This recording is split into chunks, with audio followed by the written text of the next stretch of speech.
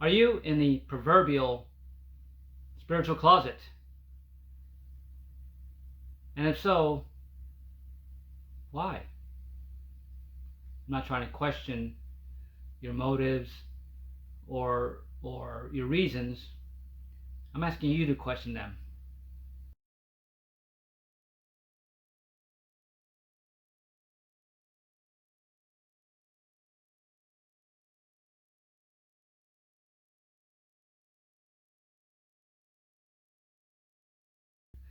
Welcome to another episode of A Few Minutes with Marvin. I inspire those who aspire to make positive changes in their lives. Let's go. Let's get into this. The spiritual closet. Do you know that you are a spiritual being, that you have these gifts and these special, let's call them powers, right? It's magic that only you know, right? Or you shared with maybe a brother or sister or maybe a friend, a trusted close friend. But God, you can't ever tell anybody because they're going to lock you up and throw away the key. Is that you? If so, this video is for you. Let's find out why, right? And I'm talking from experience here. I've always known that I had some power. Let's call it a power, right? It's all around us. It's what we now know that we have access to anyway. But as a child, I used to see things in the dark, right? And of course, being brought up in a religious background, it was always a demon, always a devil, always that monster in the closet. Looking back at it now, it wasn't. I know for a fact that it wasn't. Can you label them as demon or demonic or satanic, or just too young to know the difference? You know, but it happened, and all throughout my life, I was getting these nudges left and right. I can see them clearly now. Back then, they scared the shit out of me. No, But now I can see those moments clearly, where there were moments where I knew I was spiritually attacked, but of course I couldn't say anything to anybody because they would think I was crazy. I suffered from sleep paralysis. A lot of you out there may be familiar with sleep paralysis, where you wake up or you believe you're awake and you can hear everything that's going on around you in real time, but you're paralyzed. You can't move, you can't talk, nothing. And you feel helpless. You feel like you're trapped. Here's a quick explanation for that, what I believe. Sleep paralysis, spiritually speaking, comes when we go to sleep, our soul leaves. Our soul's out gallivanting, pretty much. Going on to we're multidimensional, so it's just going elsewhere, right, and doing its thing. So and a lot of people believe, and I'm one of them, that sleep paralysis occurs when your soul is out of your body, right? You're technically dead, the body is technically dead, but something arouses the body to wake up before the soul is back, right? And in that moment, you're a zombie pretty much, and you can't move, right, until your soul, your awareness comes back in, and try as you can't make that happen, and it's scary. That's what I believe sleep paralysis is, and it's happened to me a number of times throughout my life. And I also had a lot of, let's call them close encounters, that I would never share with anybody. But then as I started getting older and deciding to face those things, because I was one of those people that loved scary movies. I enjoyed going to scary movies, and it really helped me face those fears. It helped me come out of my spiritual closet, because then I used it. I did it in a funny aspect, so that people would think, oh, you just watched too many of those movies, right? But I was telling my truth, because these things were actually real and happening to me, but in a context where people wouldn't think I was crazy, right? I was still hiding it. I was still in the spiritual closet, until my full awakening came, around 2015, and that because of a tragic accident that occurred, a loss of a friend. And then I could start piecing the puzzles together, right? Now all these things that I thought was like, oh shoot, I better not say anything to anybody. I didn't see that. That didn't happen, you know. Then I'm like, yeah, that happened. You know, well, how did I miss the signs? You know, I started beating myself up about it because I could have awakened earlier, sooner. That doesn't matter. You wake up when you decide to wake up. You're in control of that. So here's your opportunity to start taking control of that and waking up, right? Because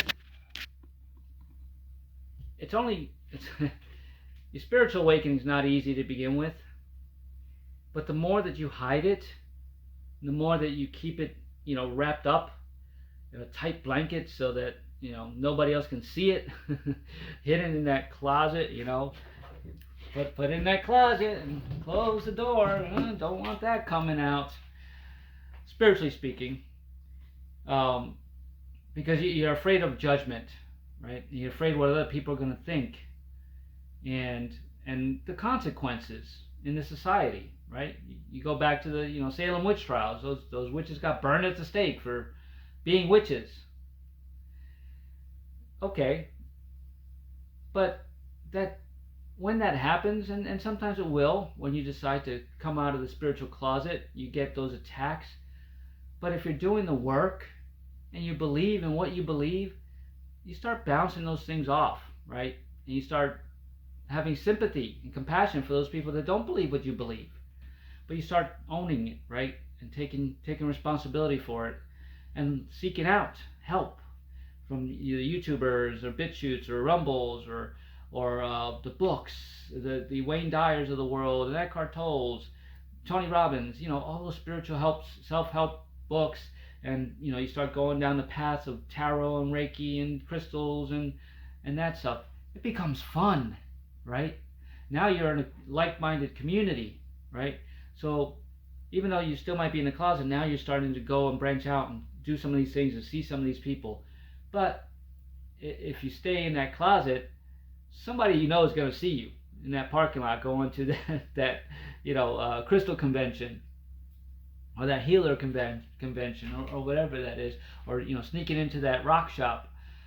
Somebody's going to see you. So what difference does it make? And so what if they do, right? Because if you're starting your spiritual journey and it's appealing to you, it can be scary at first, but the more you start researching and looking up meetup groups and just, you know, dipping your toe into it little by little, like we all do, until you get to that point where you just dive deep. That we all do too. But that comes, and all that wisdom and knowledge that comes with it, it's the first step. It's owning it. You don't have to go out and stand on your pedestal and preach it to the choir. You know, just say, I'm spiritual and I don't care what you say. That doesn't serve anybody's purpose, and you're only going to get more attacks that way. But just doing what you do. And if somebody questions it, say, oh, this is what I enjoy. You know, I'm learning about this. Would you like to learn with it, you know, with me? If they don't, say, oh, that's cool, but, you know, I'm going to go check that out. Right? And little by little, you start relieving yourself of that shame or those, you know, the judgment from other people. That's what it really is. It's fear.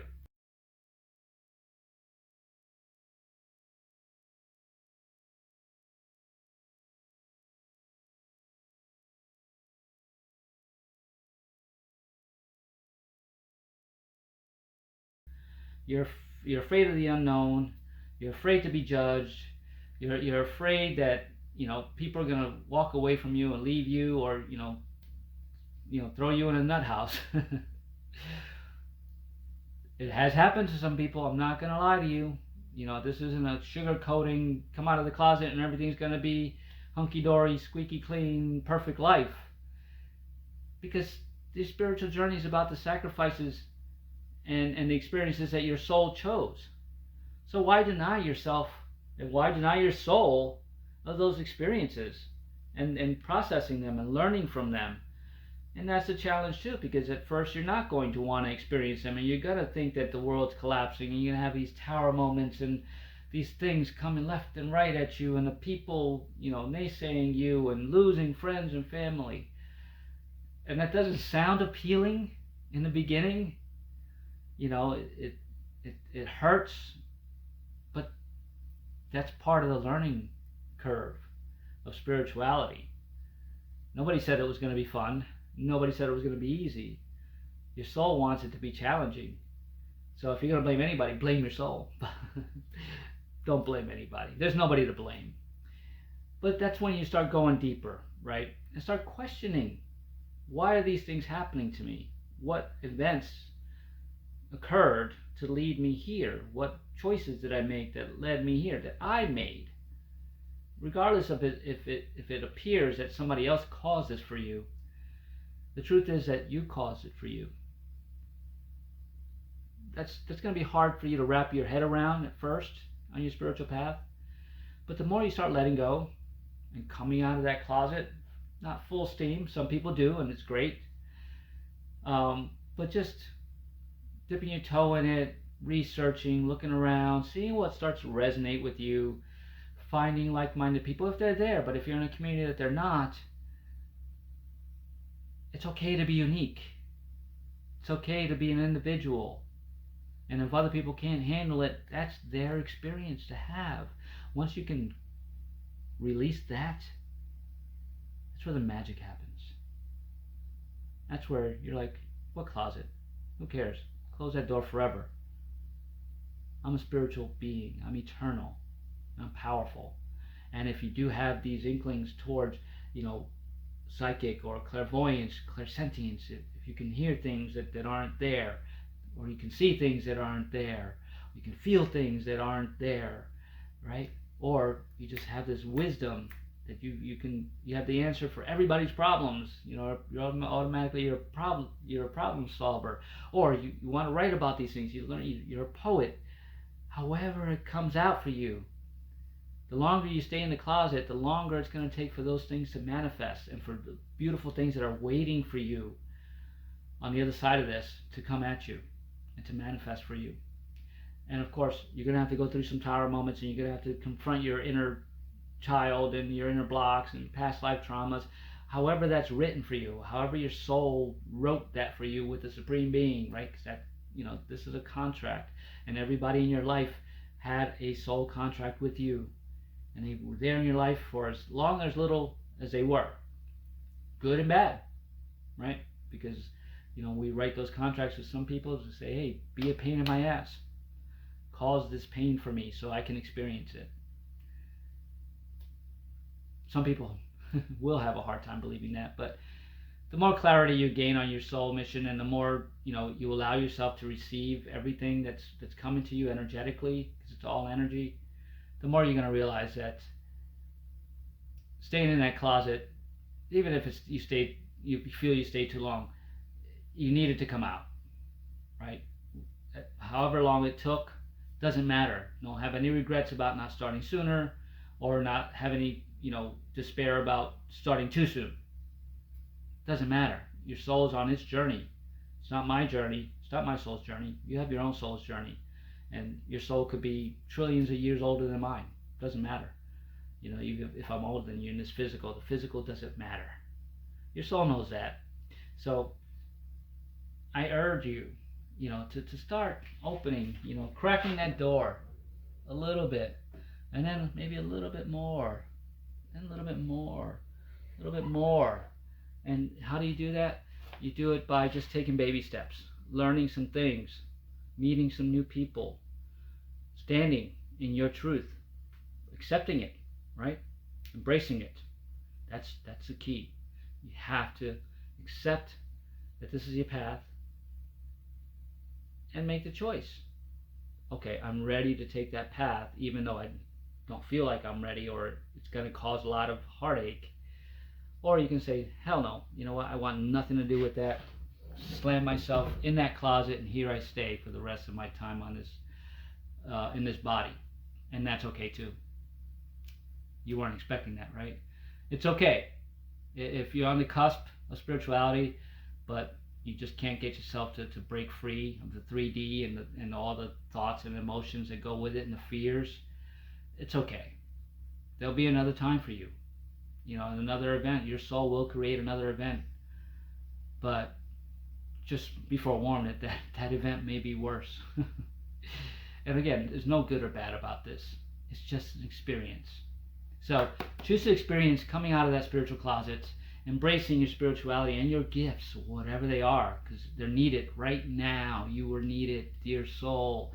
So take this as inspiration for you to just break free, let go, let loose, and join other communities. If that's what it takes. There's meetup groups out there. There's Facebook groups out there. There's true social groups out there. There's so much out there. You just have to be willing to give it a try, right? And of course, there's people like me out there, spiritual transformation coach, life coaches, holistic folks, tarot readers, past life regressionists, Reikiists. There's so many resources for you out there. People that are willing to help you see your light, right? And teach you by inspiring you with their stories. That's what I'm doing. I'm telling you my stories.